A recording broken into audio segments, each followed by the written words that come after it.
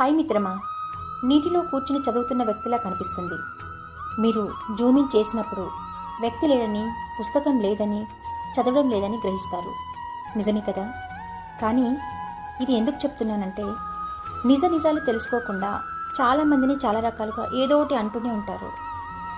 ఆ టైంలో వాళ్ళు పడుతున్న బాధ, వాళ్ళు పడుతున్న వేదన ఎవరికీ అర్థం కాదు, పడ్డవాడికి అర్థమవుతుంది.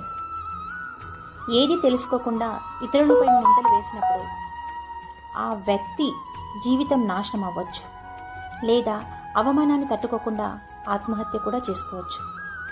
అలాంటి పరిస్థితి రాకుండా ఎవరిని మనం ఏది చూడకుండా అనకుండా ఉండాలి. అంతేకాని కంటికి కనిపించింది కదా అని నోటికొచ్చింది వాగడం మాత్రం కరెక్ట్ కాదు. నువ్వు వాగే ఒక చిన్న మాటలో ఒకరి జీవితం ఆధారపడి ఉంటుంది. జాగ్రత్త మిత్రమా.